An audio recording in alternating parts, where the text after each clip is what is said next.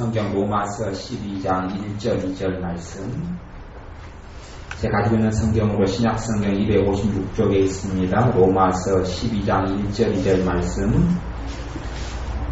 같이 읽어보겠습니다. 로마서 12장 1절 2절 말씀. 그러므로 형제들아, 내가 하나님의 모든 자비하심으로 너희를 권하노니 너희 몸을 하나님이 기뻐하시는 거룩한 상제사로 드리라. 이는 너희의 드릴 영적 예배니라. 너희는 이 세대를 본받지 말고 오직 마음을 새롭게 함으로 변화를 받아 하나님의 선하시고 기뻐하시고 온전하신 뜻이 무엇인지 분별하도록 하라. 아멘.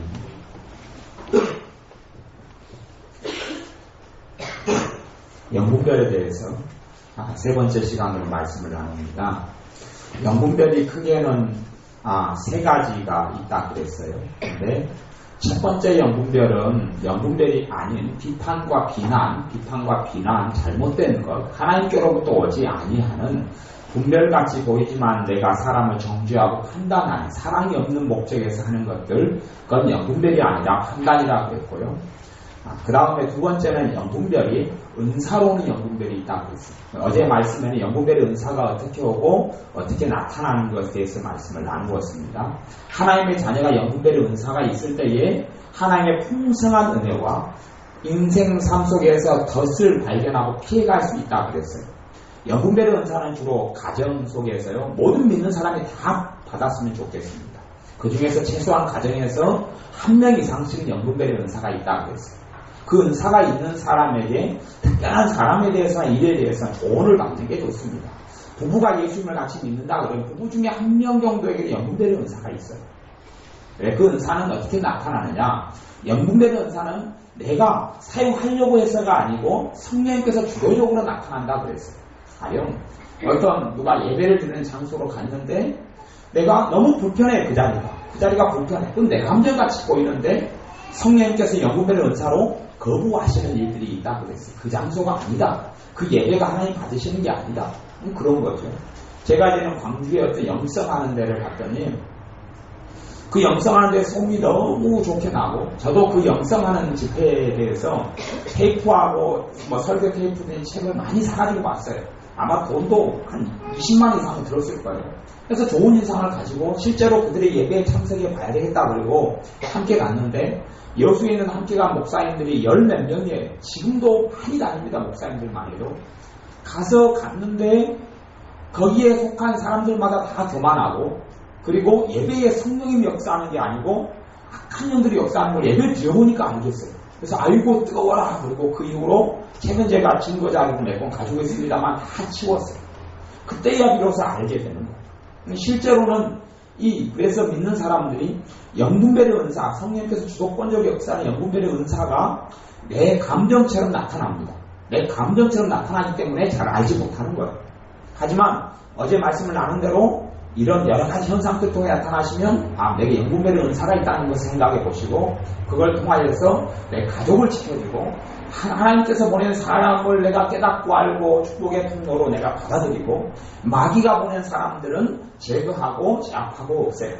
그런 것들 여러분이 잘 할 때에 여러분의 인생에 하나님 주시는 축복을 제대로 잘 누릴 수 있다고 그랬습니다. 그것이 영분별의 은사고, 그 다음에 이제 하나는 말씀을 통해서 영분별이 온다고 그랬어요. 말씀을 통해서 영분별이 와요. 하나님 말씀을 깊이 알아가고 깨달아가고 믿음이 성장해 가면 분별력이 생겨납니다. 분별력이 생겨나요. 그런 면에서는 최고 어려운 분별력은, 말씀을 통한 분별력이 제가 보기에는 가장 어렵습니다. 사실은 쉽지 않아요. 말씀을 통한 분별력은 쉽지 않아요.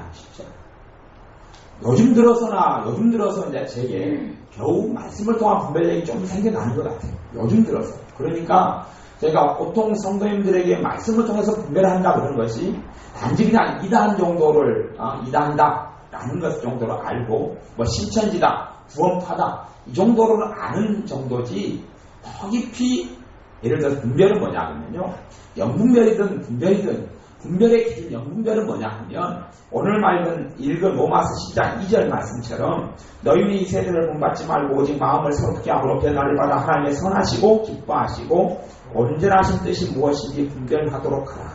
하나님의 뜻을 분별하는 것이 영분별이에요. 하나님의 뜻을 분별하는 것. 하나님 우리에게 좋은 걸 주려고 그럽니까? 나쁜 걸 주려고 그럽니까? 좋은 걸 주려고 그럽니다. 하나님은 좋은 걸 주려고 마귀는 나쁜 걸 주려고 해요. 하나님의 자녀를 파멸되는 길로 하나님은 절대 인도하지 않습니다. 가정을 무너뜨리고 교회를 무너뜨리는 방식으로 하나님은 절대 이끌어가지 않습니다. 부부가 하나 되게 하시지 부부를 이혼시키는 방법으로 하나님은 절대 인도하지 않습니다. 부모 자식을 하나 되게 하지 갈라되게 하는 방식으로 하나님은 인도하시지 않습니다. 근데 마귀는 무너뜨리게 하고 이간질시키고 분리시키고 분열시키는 것이고 하나님은 화평하게 하고 화목되게 하고 평강하게 하는 거예요. 하나님의 뜻을 너희가 안 하니 너희를 향한 하나님의 생각은 재앙이 아니라 평강이요 장래의 소망을 주려 함이니라 라고 말씀해요. 이런 하나님의 온전한 뜻들, 하나님께서 내가 가지고 있는 좋은 뜻, 왜 주님께 십자가에 죽으셨습니까? 나를 구원하려고 죽으셨잖아요. 내게 하늘의 축복의 문을 열어서 하나님의 자녀로서 축복을 누리게 살게 하려고 예수님께서 죽으셨어요. 그러면 좋은 것들을 분별하는, 하나님의 뜻을 분별할 때에 내가 가장 아름다운 삶을 살 수 있어요. 가장 축복되고 좋은 삶을 살 수 있어요. 그렇기 때문에 하나님의 자녀에게 하나님의 뜻을 분별한다는 것은 굉장히 중요한 일입니다. 하나님의 뜻을 분별하는 것 중에서 그 다음에 하나님의 뜻을 분별하는 것이 말씀부터 분별이 있고 또 하나는 은사하고 영분별의 은사하고 비슷한데요. 양상은 비슷한데 성령님의 감동, 성령의 역사를 통한 분별이 있어요. 우리가 일반적으로 여러분들이 이제 오늘 말씀 가운데 많이 깨달아야 하실 것은 성령의 감동과 역사를 통한 분별을 여러분이 배우셨으면 좋겠습니다. 왜냐하면 말씀을 통해서 분별한다는 것은요 정말 쉬운 게 아닙니다. 쉬운 게 아니에요. 사실은 어려워요. 말씀을 정말 바르고 좋은 말씀을 많이 듣고 배우면 분별이 쉽게 잘 생겨나는데 요즘에는 그렇게 말씀을 깨끗하고 좋은 말씀을 듣기가 어렵기 때문에 그건 정말 좀 어렵고요. 여러분 안에 누가 계십니까? 성령님이 계셔요. 여러분 안에 성령님이 계셔요. 그러면 그 성령님의 역사를 통하여 여러분이 분별을 할 수 있어요. 영분별의 은사는 성령님께서 주도적으로 역사하는 것 때문에 여러분도 영분별의 은사 쓰고 싶다 해서 쓸 수 있습니까? 없습니까? 없어요. 그건 그냥 여러분은 의도하지 않았는데 성령님이 역사하시는 거예요. 어떤 사람을 만났는데 나는 저 사람이 좋아서 만났어요. 근데 내가 계속 그 사람과 함께 있는 게 불편하고 힘들고 답답해요. 이상하다. 나 이 사람이 좋은데 왜 불편하고 힘들고 답답하지? 말을 듣는데 등치가 막혀오고 그러면 그 영분별의 은사예요. 성령님이 하나님이 이 사람을 뭐한다냐 거부한다냐 저 사람이 내게 해를 끼치거나 내가 영적으로 방해를 받거나 안 좋은 일이 생기거나 육신적으로 안 좋은 게 있다고 가르쳐주는 거예요.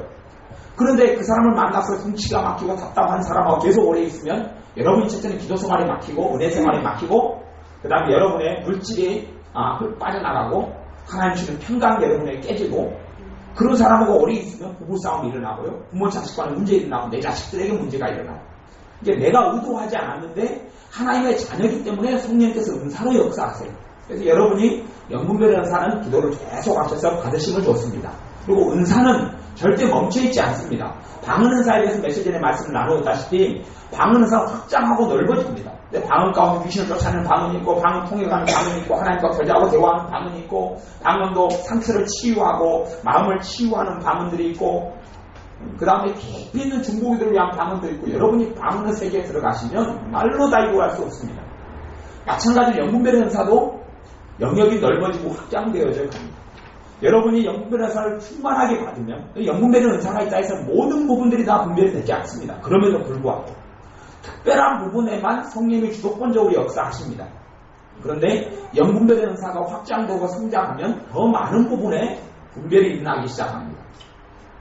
저는 어느 때부터 그 전에는 사람을 분별하지 못했어요. 영분별의 은사가 좀 왔는데 사람에 대해서 분별이 안 생겼어요. 근데 어느 때부터 사람에게 이리 치고 저리 치고 많이 당하다 보니까 당해야지 오는 건 아닌데 당하면 또 오는 게 영분별의 은사예요. 당하고 보니까 사람들이 영분별이 와요. 와서 사람을 딱 만나면 대강 이 사람이 어떤 사람이라고 대강이 아니라 주님이 기뻐하는지 안 기뻐하는지를 알아요. 그래서 내가 저 사람이 하나님이 보낸 사람인지 마귀가 보낸 사람인지를 알게 되어지는 그것도 완벽하지 않고 제가 아는 게 아니라 누가 가르쳐 주실 때만요. 성령이 가르쳐 주실 때만 이게 영분별의 은사가 와도 내가 사용할 수 있는 게 아니에요. 병 고치는 은사가 왔다고 해서 내가 모든 사람의 병을 고칠 수 있는 게 아니듯이 그런 거예요. 그러니까 이것은 내가 의도하지 않게 나타나는 거예요. 그건 내가 마음대로 어떻게 할 수 없는 거니까 여러분이 기도하셔서 더 풍성히 받으시고 그 다음에 여러분 마음속에 성령님이 영분별로 은사로 역사하시면 뭘로 역사하십니까? 여러분의 감정을 통해 역사하십니다. 감정. 사람에게 가장 많이 역사하시기 쉬운 방편이 사람의 감정이에요. 예, 불안하다, 초조하다, 불편하다, 아니면 기쁘다, 평안하다, 이런 것들을 통해 여러분 좀 더 훈련되시고 그것을 해석할 수 있게 되시기를 바랍니다. 믿음이 자라가시면 영분별의 은사로 성령님이 역사하셨으니 그것이 무엇인지를 알아주고 깨달아집니다. 깨달아져요. 그럼 여러분이 안전합니다. 영분별은 꼭 영분별의 은사만을 통해서 오지는 않습니다. 꿈을 통해서도 영분별이 옵니다. 꿈을 통해서. 환상을 통해서도 옵니다.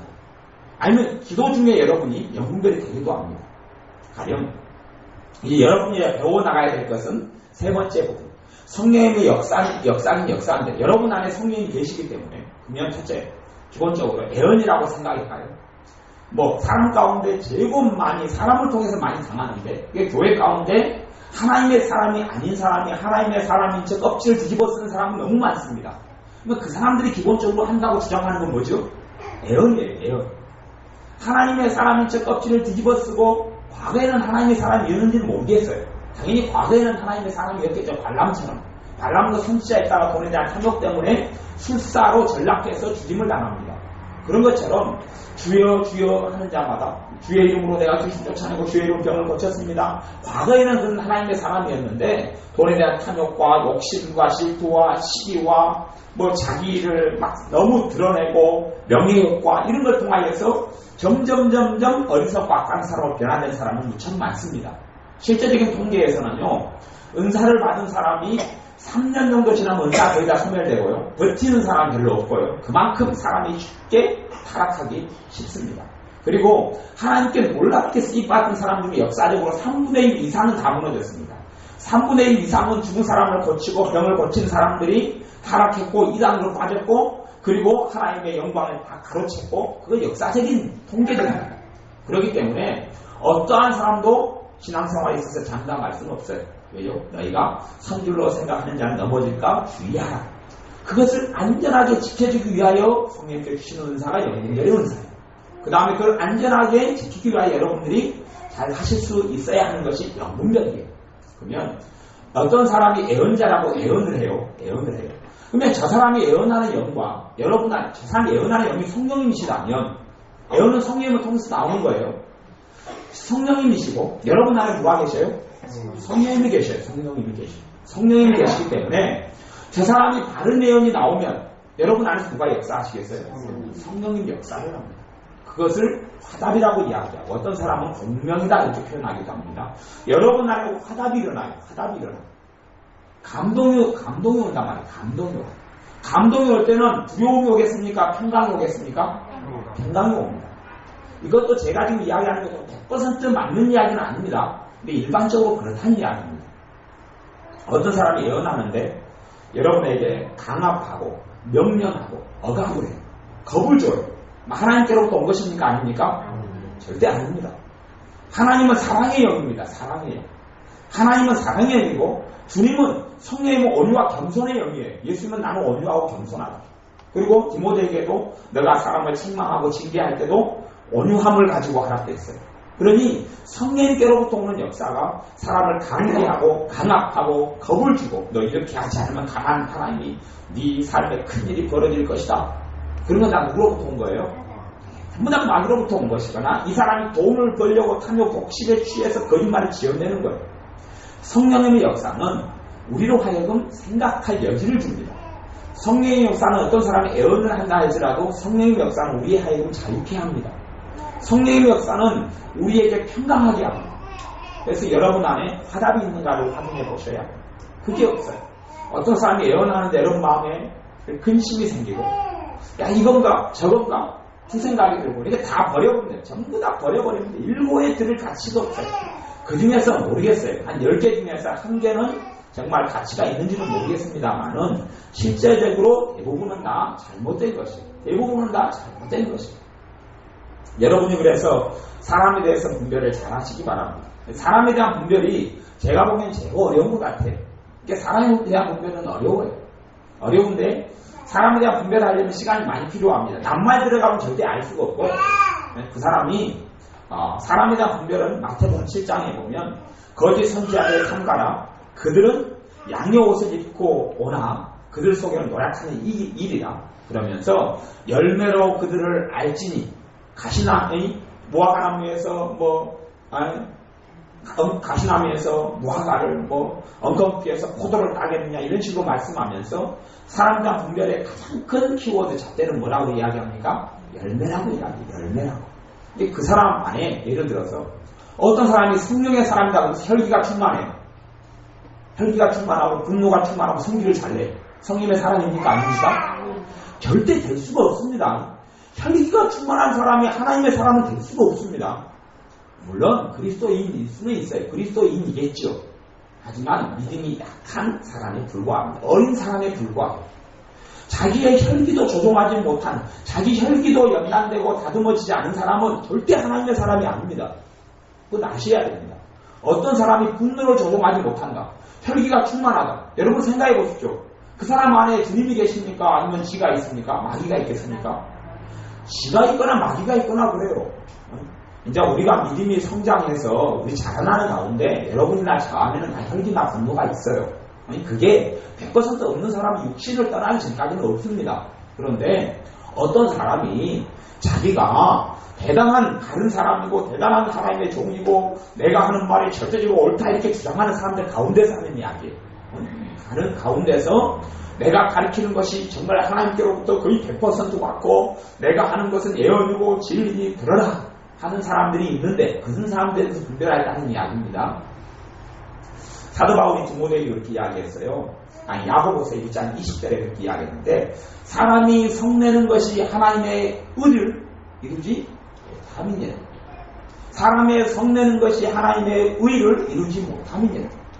성내는 사람들은 혈기가 있고 분노가 있는 사람들은 어떤 사람은 그렇게 이야기할지 모르겠어요. 야 나는 예수님이 분노했듯이 예수님이 분노한다.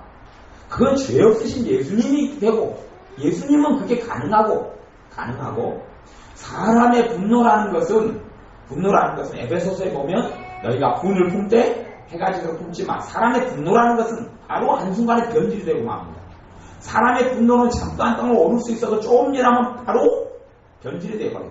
아무리 우유가 좋지만 우유를 상온 상태에서 냉장고에 안 넣고 하루 이틀 지나면 우유는 바로 변질되듯이 사람의 것들은 그렇습니다.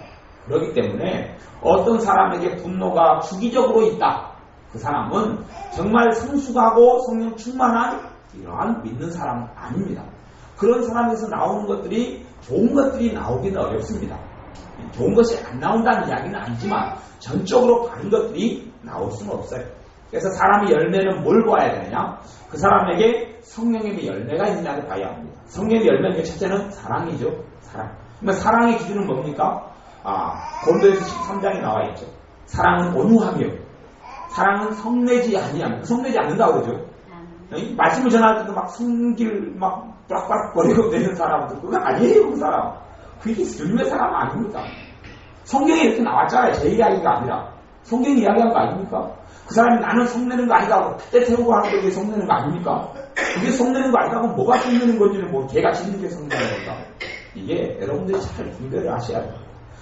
주님의 사람은 사랑이 나타납니다. 나도 100% 사랑이 있다는 이야기는 아닙니다. 누가 그런 사람이 있겠습니까? 주님 외에는. 근데 그렇게 주님을 닮아가게 된다는 이야기입니다. 그 다음에 사랑이 있느냐? 그 사람에게 평강이 있느냐? 그 사람이 예수님의 말씀처럼 나는 온유하고 겸손하니 내게 와서 배우라. 그 사람에게 온유가 있느냐? 겸손이 있느냐? 겸손이 있는 사람은 사람을 억압하고 강압하고 조정하려 그러겠습니까? 그 사람을 존중하고 존경하겠습니까? 그렇죠. 성령님의 사람은 그 사람을 존중하고 존경하지 노예화시키지 않습니다. 여기가 아니면 안 돼. 내가 아니면 아니야. 그 사람 다 가짜입니다. 가짜죠.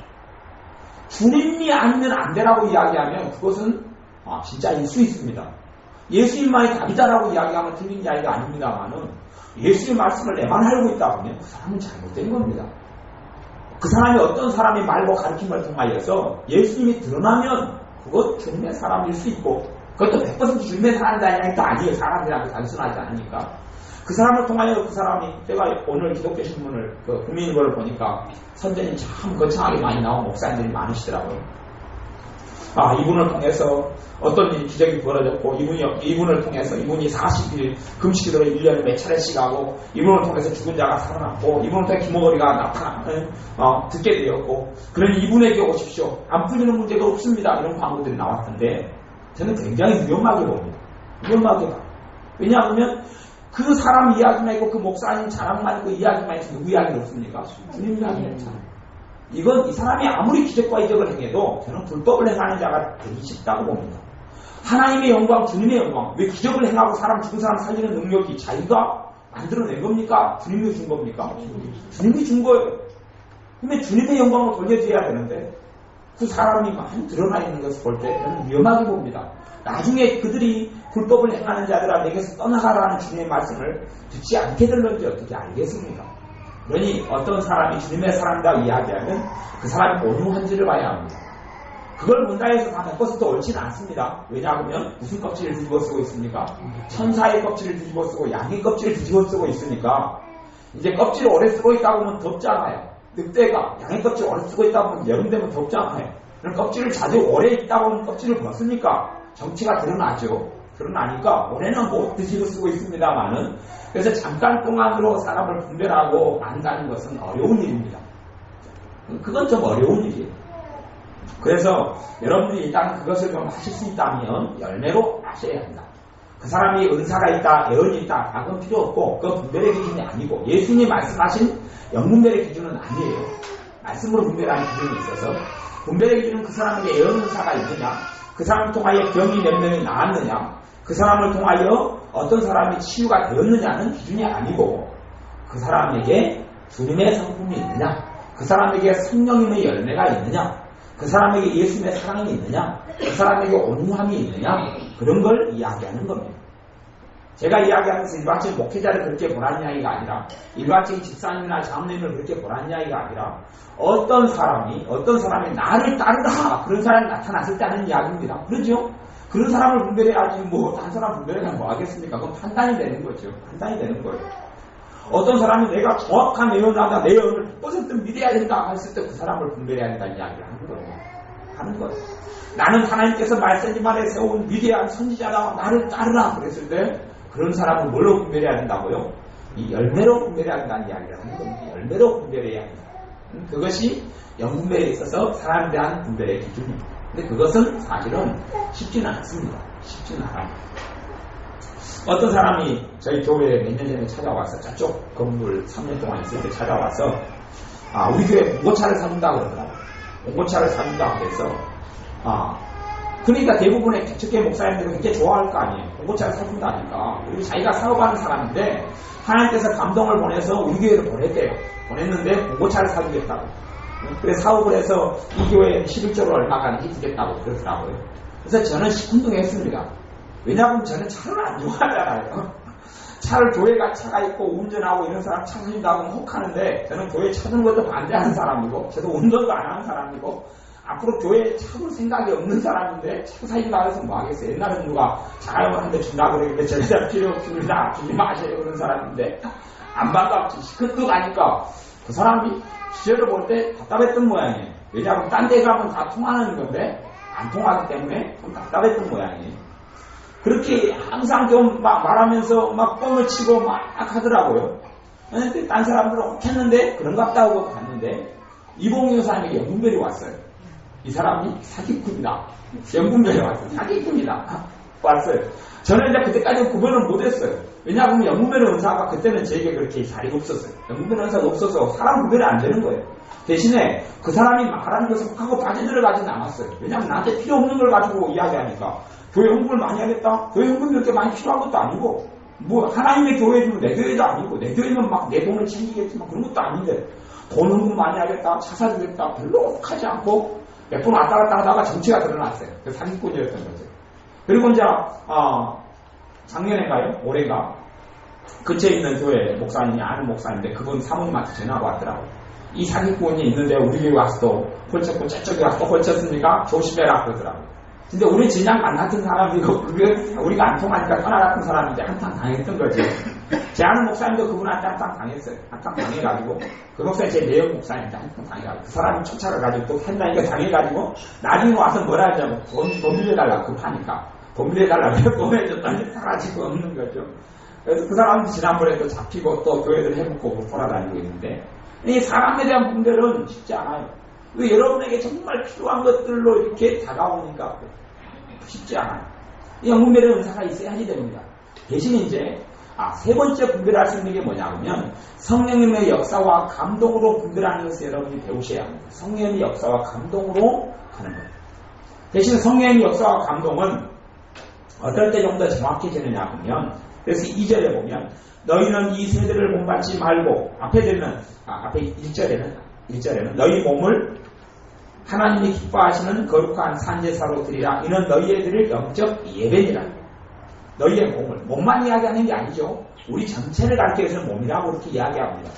우리 몸만 이야기하는 게 몸을 어떻게 그냥 재단 위에 얹어놓을까요?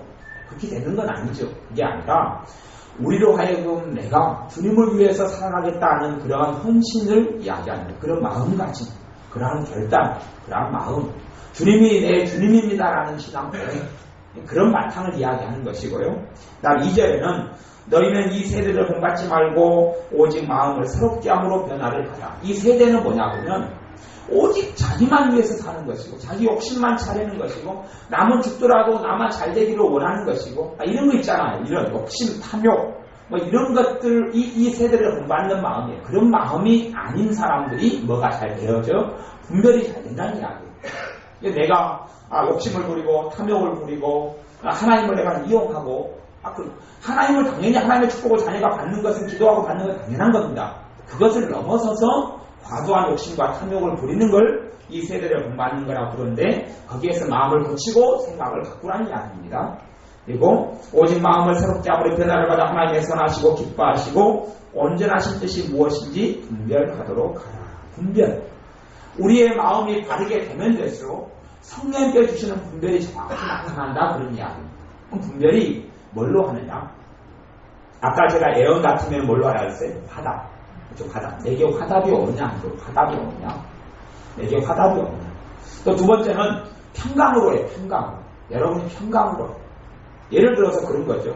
사람에 대한 분별만이 아니라 일반적으로 사람에 대한 분별의 경우는 드물죠. 드물어요. 사람에 대한 분별의 경우는 드물어요. 여러분이 가령 남편이 어디 누구를 사업상 만나러 간다고 사업 아이템을 누가 준다고 해서 만나러 간다고 갔어요. 그러면 아내가 기도하는 사람이에요. 근데 그 남편이 갔다는 이야기를 듣는 순간에 이 성령님의 역사를 자기가 살펴볼 수 있어야 해요. 살펴보면 평안이 없어요. 불안하고 답답한 거예요. 불안하고 답답해요.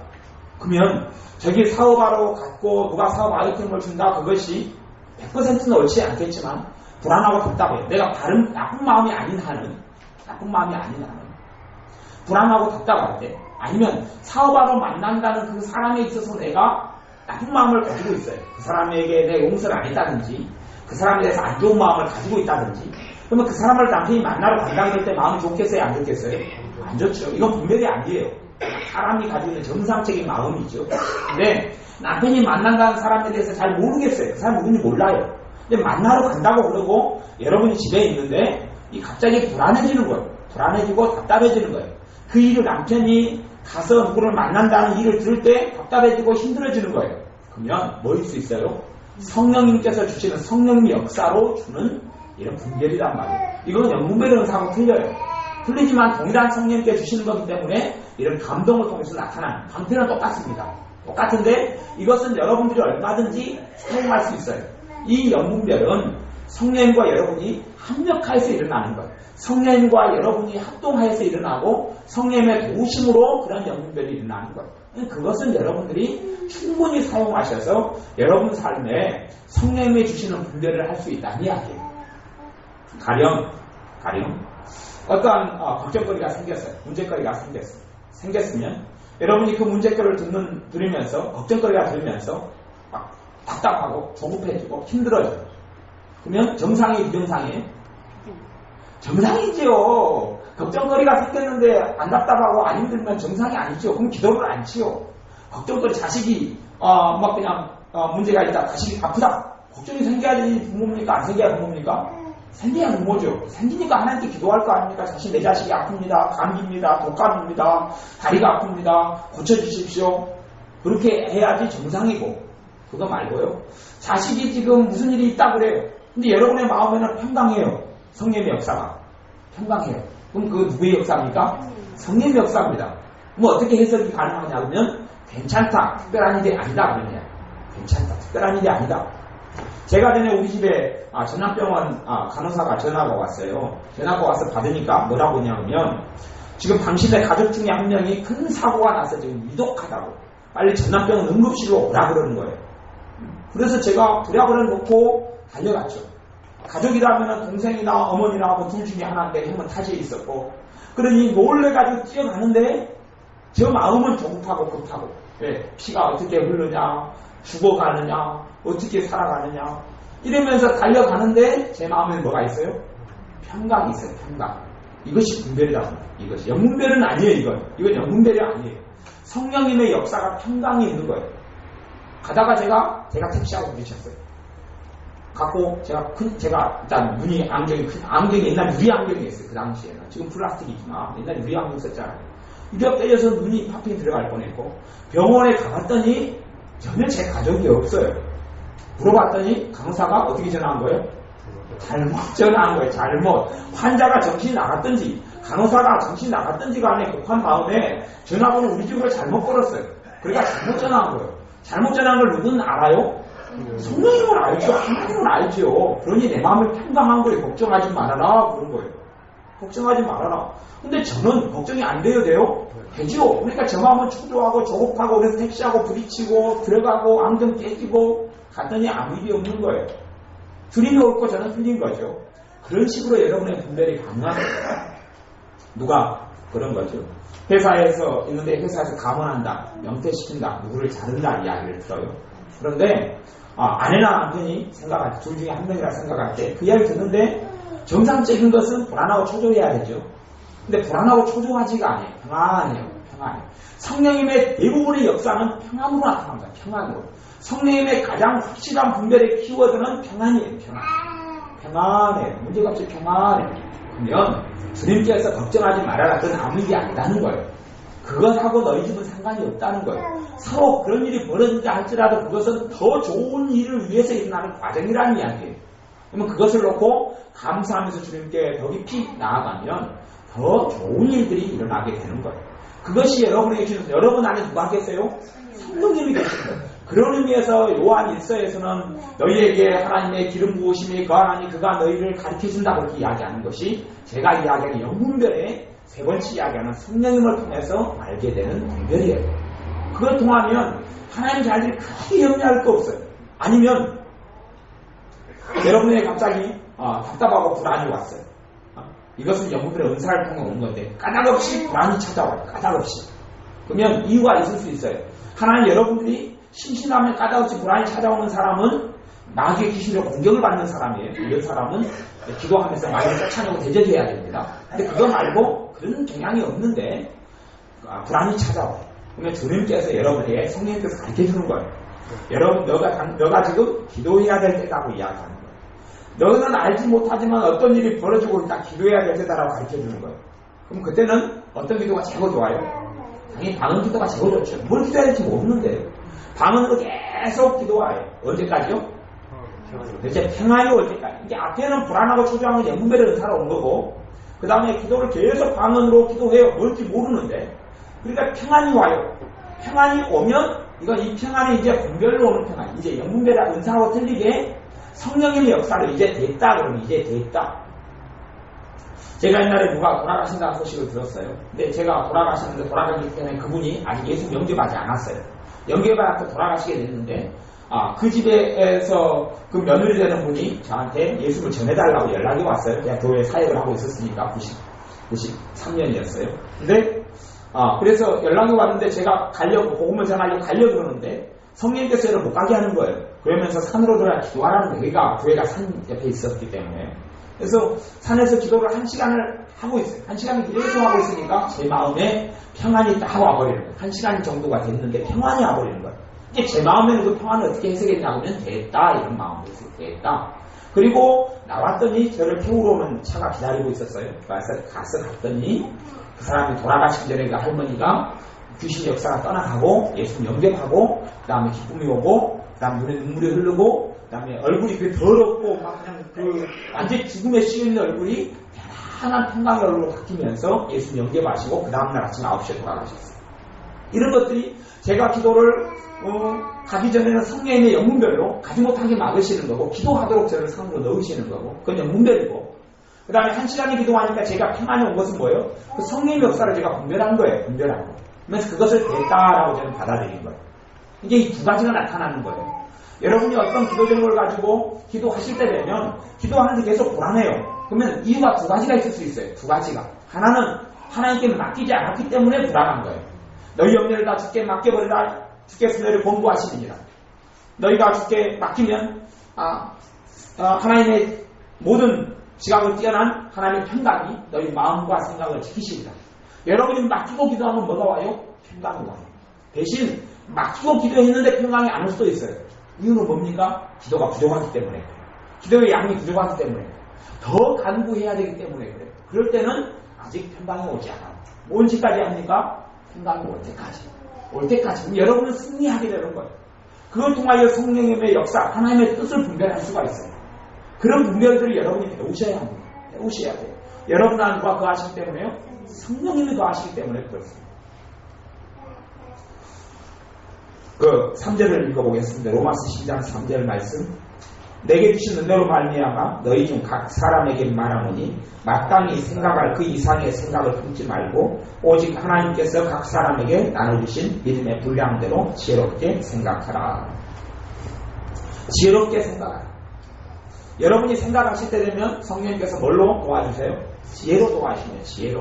그러니까 어떤 사람이 사람에 대한 이야기, 어떤 사람이 여러분에게 이게 하나님 뜻이다라고 강압을 할 때에 강압을 하면 여러분 생각이 돼요? 안 돼요? 근데 생각을 차단시켜버려요. 강압을 하면 생각을 차단시켜버려요.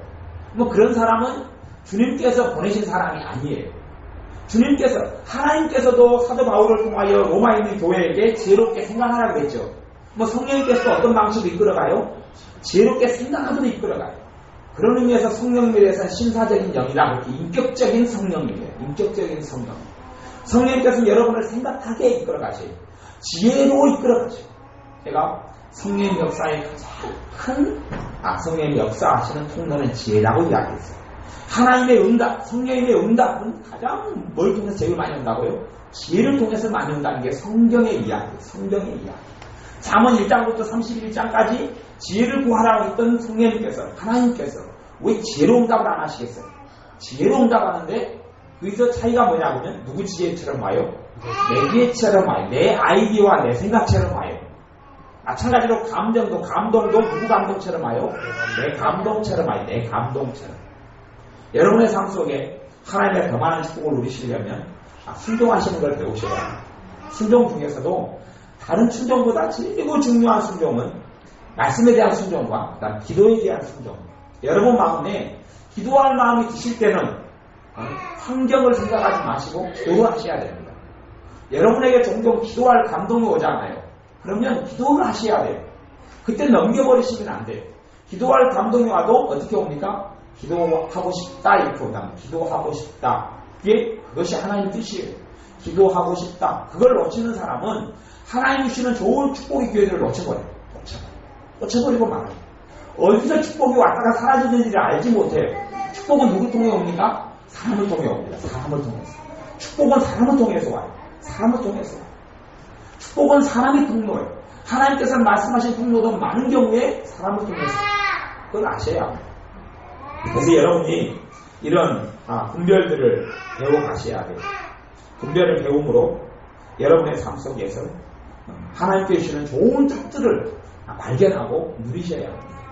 하나님의 자녀가 반드시 잘되고 더 강건하고 잘되고 은혜 속에 살아가고 예수님의 빛을 드러내고 주님의 제자로 살아가고 소금의 역할을 감당하고 그리고 사람들에게 빛되는 삶을 살고 또 사람 여러분의 인생이 높아지는 것도 하나님의 뜻이에요. 그게 하나님의 뜻이 아닙니까? 여러분이 높아지는 것이 하나님의 뜻이 아닙니까?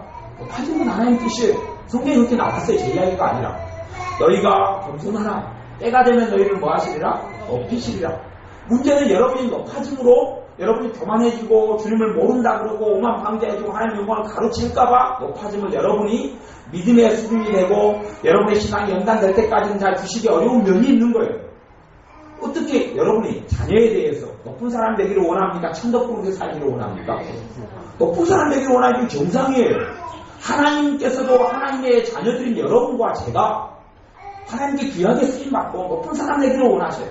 단지 여러분이 기본적으로 그 높게 또 마찬가지로 물질에 대해서도 하나님의 자녀가 풍족하기를 원합니까? 거지같이 살기를 원하겠습니까? 풍족하기를 원합니다. 특별히 사도 바울과 같은 삶의 길과 특별한 주님의 소명을 받고 걸어가는 그러한 제자의 길을 걸어가지 않는 한은 보통의 하나님의 자녀는 부유하고 넉넉하고 풍족하기를 원하세요. 이스라엘 백성에게 하나님께서 원하시는 게 그거 아닙니까? 이스라엘 백성들에게는 집과 꼬리를 가난한 땅을 주시기를 원하셨고 풍족하게 채우시기를 원하셨어요. 그러면서 너희들이 내 말을 지키고 내 법을 지키면 너희에게 질병이 없을 것이다. 너희 땅에 소산물이 넘쳐날 것이다. 너희가 잘 될 것이다. 그 약속의 구약성의 전부까지 다 그래요. 전부 다 그런 거예요. 구약성에. 그것이 마찬가지 신약의 하나님의 자녀들에 대해서도 마찬가지예요. 그런데 믿음이 탄탄하지 않고 풍족하고 돈이 많아지면 누구를 의지하게 됩니까? 돈을 의지하게 되죠. 돈을 의지하게 되죠. 그런 과정에서 하나님의 자녀들은 꼭 하나님의 자녀들은 훈련하는 코스가 있습니다. 훈련하는 코스가 있어요. 누구든지 하나님의 축복을 주시기 전에 훈련 코스가 있어요. 여러 훈련 코스 중에서 꼭 거쳐야 되는 훈련 코스가 뭐냐면 삶의 일마다 때마다 주님 의지하게 하는 훈련을 시킵니다. 주님 의지하는 훈련을 시켜요. 그때는 때로는 답답하고 공공할 때도 있어요. 먹을 것. 어떤 약점이 되는 문제를 통해서 더 그러죠. 약점이 되는 문제를 통해서 가령 내 자식이 문제가 된다면 매일 자식을 놓고 기도하면 문제가 안 생기고 기도 하나 문제 생기고 이것이 주님께 의지하는 훈련을 시키는 거예요. 돈이 약점이다 그러면 돈을 필요로 공부해달라고 하면 월급이 잘 나오고 회사에서 예를 들어서 그 기도 안 하면 잘 안 나오고 그렇습니다. 또 건강이 약하다 여러분이 그럼 건강을 놓고 항상 주님을 맡기고 의지하고 기도하는 사람이면 건강이 지켜지고 안 그러면 비일부래집니다. 그걸 통해서 여러분이 주님을 의지하는 훈련을 하도록 주님은 꼭 한두 개씩 남겨놓습니다. 아셔야 합니다. 때로는 돈이든지 때로는 자식이든지 때로는 남편과 아내든지 때로는 건강이든지 꼭 그렇습니다. 제가 요즘에 어떤 분하고 이야기를 나누는데 그분은 잠을 잘 못 이루셔요. 그래서 제가 그분에게 물었어요. 집사님은 잠을 잘 못 이루시는데 잠잘 때는 혹시 잠을 놓고 주님께 맡기는 기도를 하면서 주무신 적이 있냐? 주무시느냐? 왜냐하면 우리는 그게 상식이거든요. 근데 물어보니까 그분은 안 그러신대. 그러면서 잠이 힘들고 뻗에 끼는 거예요. 그러면 당연하지 않느냐? 잠자기 전에 주님께 맡기고 이렇게 기도하시고 주무시면 편안하다. 대신 맡기고 기도하고 주무셨는데 안 편안하면 문제가 심각하다고. 왜냐하면 이 집사님이 믿음이 있어요 없어요? 믿음이 없는 거예요. 믿음이 없고 회개를 많이 하셔야 되고 맡겨 기도하면 편안하게 자게 된다고. 그래서 그 집사님 맡겨 기도하니까 편안하게 주무셨어요. 편안하게. 저는 보통 잠을 잘 편안하게 잘 자는 겁니다. 잠에 대해서 별로 이렇게 마귀의 공격과 방해를 별로 안 받고 잠에 대해서는 자유가 있어요. 근데 엊그저께 그러더라고. 엊그저께 자는데 잠이 안 오는 거예요. 잠이 안 와요. 잠이 안 오면 당연히 뭐 해야 됩니까? 기도하죠. 주님 잠잡니다. 이상 딱 1분 안에 답니다. 1분 안에 20분을 버티고 있다가 주님 잠자야 되겠습니다. 기도가 답이잖아. 잠자야 되겠습니다. 편안하게 잠들게 해주세요. 바로 잠들어버려요. 그런 경험이 저 같은 경우는 많이 있거든요. 여러분의 삶 가운데 하나씩 주님께서 여러분을 하나님의 뜻 가운데로 좋은 곳으로 인도하는 과정에서는 여러분 그 훈련을 시킵니다.